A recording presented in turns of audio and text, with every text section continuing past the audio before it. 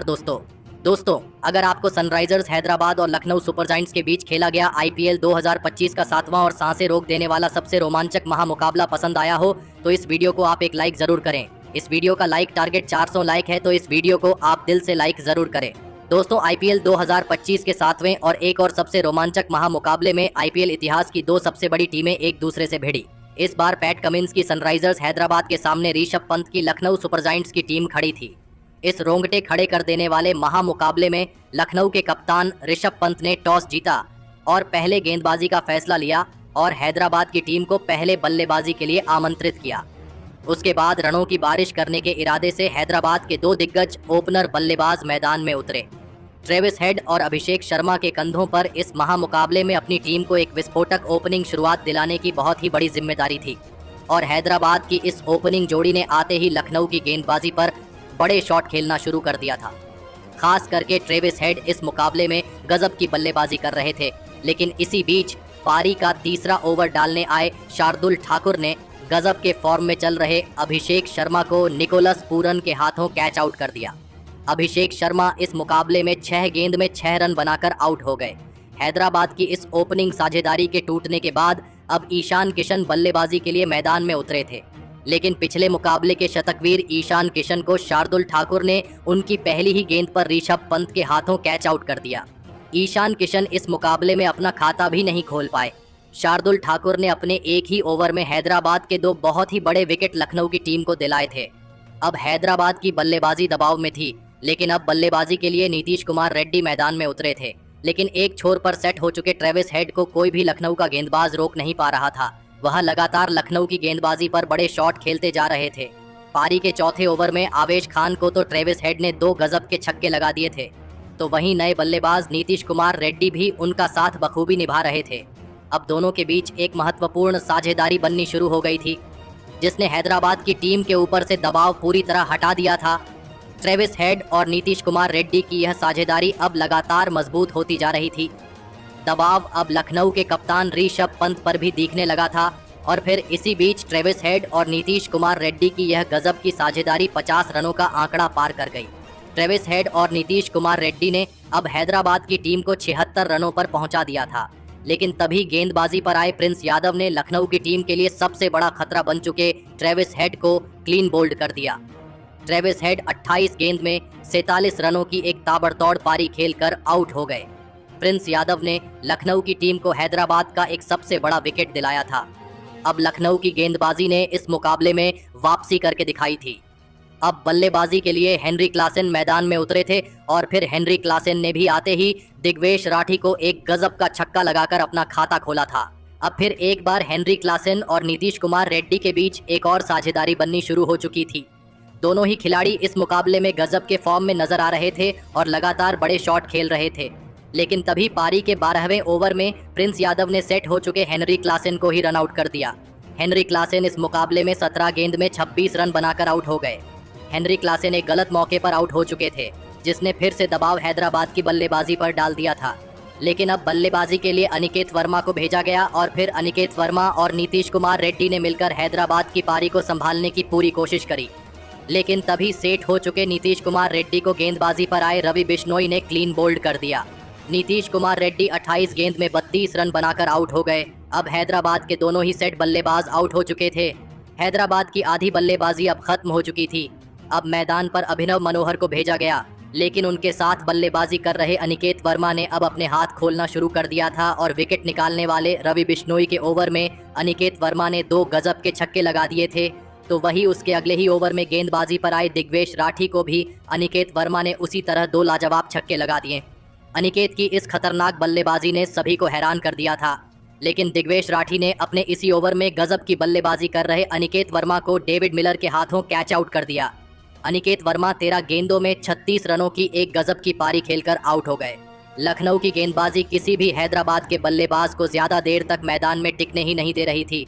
अब बल्लेबाजी के लिए हैदराबाद के कप्तान खुद पैट कमिंस मैदान में उतरे थे, लेकिन तभी उनके साथ बल्लेबाजी कर रहे अभिनव मनोहर को इसी बीच पारी के 17वें ओवर में शार्दुल ठाकुर ने अब्दुल समद के हाथों कैच आउट कर दिया।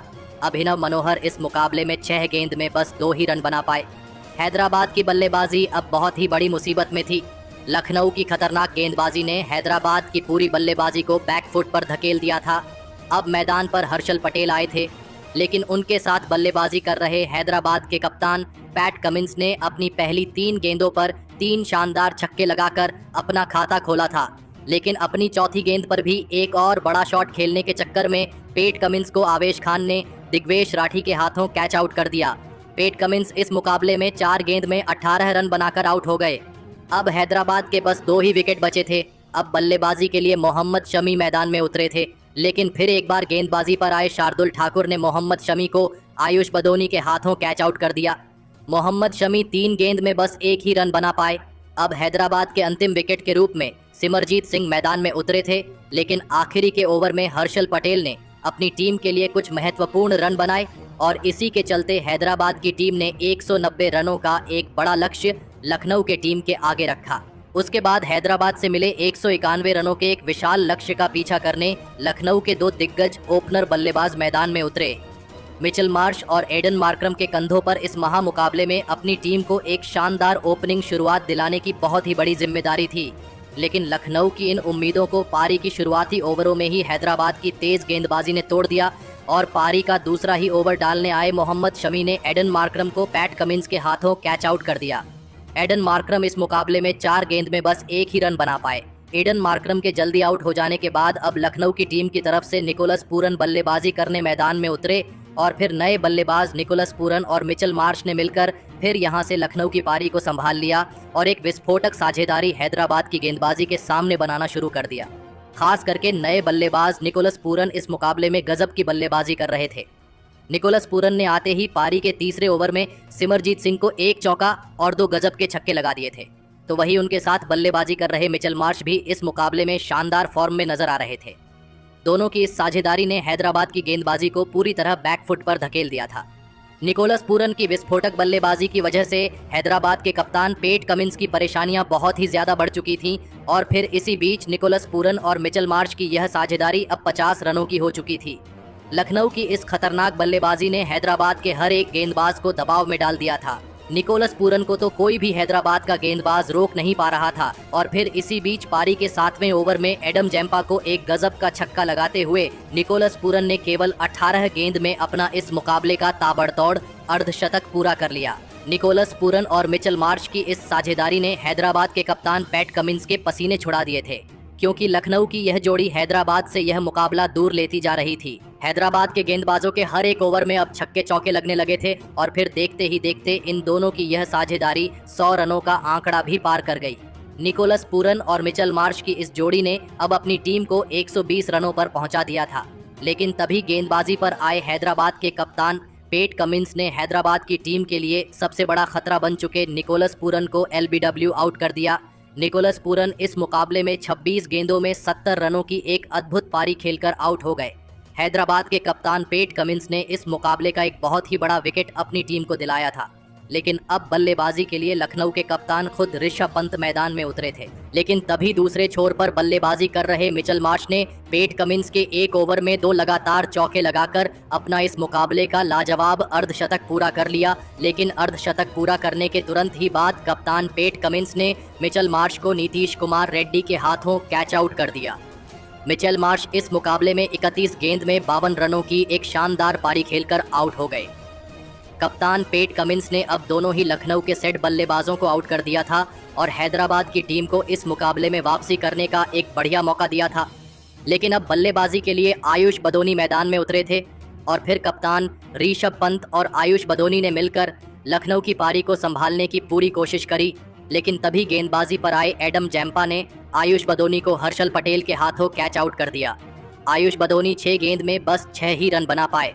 अब यहां से इसी तरह विकेट निकालकर ही हैदराबाद की गेंदबाजी इस मुकाबले में वापसी कर सकती थी।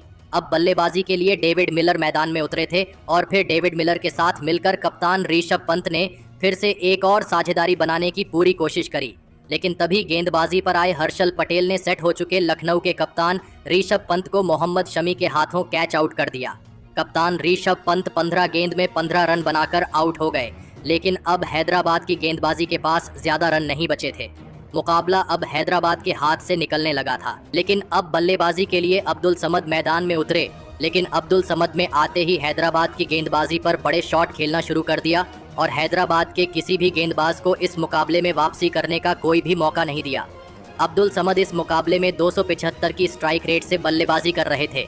अब मुकाबला हैदराबाद के हाथों से निकल चुका था और फिर अंत में डेविड मिलर ने एक शानदार चौका लगाते हुए लखनऊ की टीम को इस रोमांचक मुकाबले में 5 विकेट से जीताकर इतिहास रच दिया। दोस्तों, हैदराबाद जैसी खतरनाक टीम के सामने लखनऊ की बल्लेबाजी ने शानदार प्रदर्शन करके दिखाया, लेकिन लखनऊ के इस महामुकाबले में जीत के असली हीरो साबित हुए निकोलस पूरन, जिन्होंने इस मुकाबले में ऐसी अविश्वसनीय बल्लेबाजी करके दिखाई जिसने सभी का दिल जीत लिया। निकोलस पूरन ने इस मुकाबले में केवल 26 गेंदों में 6 चौके और 6 गजब के छक्के लगाते हुए 269 की स्ट्राइक रेट से 70 रनों की एक लाजवाब पारी खेली और इसी धमाकेदार बल्लेबाजी की बदौलत लखनऊ की टीम यह महामुकाबला जीत पाई। तो दोस्तों, आप निकोलस पूरन की इस अद्भुत मैच जीताने वाली बल्लेबाजी के लिए उन्हें 10 में से कितने अंक देना चाहेंगे? आप अपनी राय नीचे कमेंट में देना बिल्कुल भी ना भूलें। धन्यवाद। दोस्तों, अगर आप भी रोहित शर्मा और विराट कोहली को अच्छा खिलाड़ी मानते हो तो वीडियो को जरूर लाइक कीजिएगा। दोस्तों, आईपीएल के शुरू होने से पहले रॉयल चैलेंजर्स बैंगलोर की टीम ने रोहित शर्मा को 50 करोड़ में मुंबई इंडियंस को छोड़कर बैंगलोर की कप्तानी करने का ऑफर दिया, तो खुद सामने आकर विराट कोहली ने जो कहा वो सुनकर पूरा भारत देश कर रहा है सलाम। नीता अंबानी परेशान। तो दोस्तों, आखिर विराट कोहली ने रोहित शर्मा को अपनी टीम में बुलवाने के लिए जो कहा ना, वो सुने बिना आप भी कहीं मत जाइएगा। लेकिन उससे पहले आप सभी को क्या लगता है, विराट कोहली और रोहित शर्मा में से कौन बेहतर खिलाड़ी है? अपनी राय हमें कमेंट करके जरूर बताना। तो चलिए, अब आपका ज्यादा समय ना लेते हुए शुरू करते हैं वीडियो। दोस्तों, आईपीएल 2025 का पहला मुकाबला 22 मार्च को खेला जाएगा और दोस्तों, इस मैच की शुरुआत से पहले ही आरसीबी और केकेआर की टीम ने तैयारियां भी शुरू कर दी हैं। लेकिन दोस्तों, इस बार आरसीबी की निगाहें आईपीएल की ट्रॉफी पर है और वो किसी भी हाल में ये ट्रॉफी जीतना चाहती है, फिर तो चाहे दूसरी टीम से अपनी आरसीबी में किसी भी खिलाड़ी को बुलाना हो या फिर कितने करोड़ की रकम देकर माइग्रेट करवाना हो। लेकिन दोस्तों, भारतीय कप्तान रोहित शर्मा भी इस बार चर्चा का विषय बन चुके हैं, क्योंकि दोस्तों आरसीबी ने खुलेआम रोहित शर्मा को बड़ा ऑफर देते हुए आरसीबी टीम की कप्तानी करने तक के लिए कह दिया है। जी हाँ दोस्तों, आईपीएल के शुरू होने में बस 3 दिन बचे हुए हैं और उससे पहले आरसीबी का ये बड़ा दाव मुंबई इंडियंस के लिए भारी पड़ता हुआ नजर आ रहा है। वहीं दोस्तों, आपको हम बता दें कि आरसीबी टीम आज तक आईपीएल में एक भी बार खिताब जीती नहीं है और दोस्तों, इस बार आईपीएल के संस्करण में ओनर्स का पूरा फोकस है कि वो किसी भी हाल में इस बार ट्रॉफी अपने घर लेकर आए। और दोस्तों, हर साल आरसीबी जब भी ट्रॉफी के नजदीक पहुंचती है और जीत नहीं पाती तो उसको काफी आलोचनाओं का सामना करना पड़ता है, क्योंकि विराट कोहली जैसा महान खिलाड़ी आरसीबी की टीम में शामिल है और फिर भी आरसीबी टीम आज तक एक भी ट्रॉफी नहीं जीती है, जो कि निराशजनक है। लेकिन दोस्तों, आपको हम बता दें कि रोहित शर्मा अगर रॉयल चैलेंजर्स बैंगलोर की टीम में आए तो हर मुश्किल उनके लिए आसान हो जाएगी और रोहित शर्मा अभी हाल फिलहाल में आईसीसी चैंपियंस ट्रॉफी का खिताब भी जीत कर आए हुए हैं और उनको खूब एक्सपीरियंस है आईपीएल की ट्रॉफी जीतने का, क्योंकि मुंबई इंडियंस को भी उन्होंने सबसे ज्यादा बार अब तक आईपीएल की ट्रॉफी जितवाई है। तो वहीं रोहित शर्मा को इसीलिए आरसीबी के ओनर्स अपनी टीम में लेना चाहते हैं। लेकिन दोस्तों, रोहित शर्मा ने साफ कर दिया था कि वो तब तक मुंबई इंडियंस को नहीं छोड़ेंगे जब तक कि मुंबई इंडियंस उनको ऑक्शन में परचेज नहीं करेगी। लेकिन दोस्तों, अब खुद सामने विराट कोहली निकल कर आ गए हैं। जी हाँ दोस्तों, विराट कोहली भी चाहते हैं कि रोहित शर्मा आरसीबी टीम की कप्तानी करें, इसीलिए रोहित शर्मा के लिए विराट कोहली ने कहा है कि मैं जानता हूं कि रोहित शर्मा कितना अच्छा कप्तान है और जब वो आईपीएल में आता है तो उसकी कप्तानी के चर्चे हर जगह होते हैं। हम इतनी मजबूत टीम होने के बावजूद भी आज तक आईपीएल की ट्रॉफी जीत नहीं पाए हैं, लेकिन अब हमारी सारी उम्मीदें रोहित शर्मा के साथ है। अगर रोहित शर्मा चाहे तो हम क्या कुछ नहीं कर सकते। हम आईपीएल की ट्रॉफी बड़ी आसानी से जीत सकते हैं और पूरी दुनिया को बता सकते हैं कि हम में भी हुनर छुपा हुआ है, लेकिन हम अपने आप को साबित तब तक नहीं कर सकते जब तक कि आईपीएल की ट्रॉफी हमारे ड्रेसिंग रूम में ना लगी हो। और इस बार आईपीएल को जिताने का काम हमने रोहित शर्मा को सौंप आए। हम जानते हैं कि रोहित शर्मा कितने अच्छे कप्तान है और उनकी कप्तानी के बारे में बताने की मुझे जरूरत नहीं है। अभी उन्होंने पिछले ही साल T20 विश्व कप जितवाया, तो इस साल उन्होंने चैंपियंस ट्रॉफी जितवाई, जिसके बाद ये अनुभव हमारे काफी काम आएगा। रोहित शर्मा अगर मुंबई इंडियंस टीम को छोड़कर हमारी रॉयल चैलेंजर्स बेंगलोर की टीम को ज्वाइन कर लेते हैं तो शायद ये मुश्किलें ना पैदा हो। हम रोहित शर्मा के साथ खड़े हुए हैं और रोहित शर्मा जब चाहे 70-80 करोड़ रुपए लेकर हमारे से आरसीबी टीम की कप्तानी ले सकते हैं। हम उनके लिए हमेशा फ्रीली हैं, लेकिन रोहित शर्मा ने अगर देर की तो मुंबई इंडियंस की मालकिन नीता अंबानी उनको हमारी टीम में आने नहीं देंगी। तो दोस्तों यहाँ पर रोहित शर्मा अब दुविधा में पड़ चुके हैं कि आईपीएल 2025 वो विराट कोहली की टीम के साथ खेले या फिर नीता अंबानी की मुंबई इंडियंस के साथ। अपनी राय हमें कमेंट करके जरूर बताइएगा।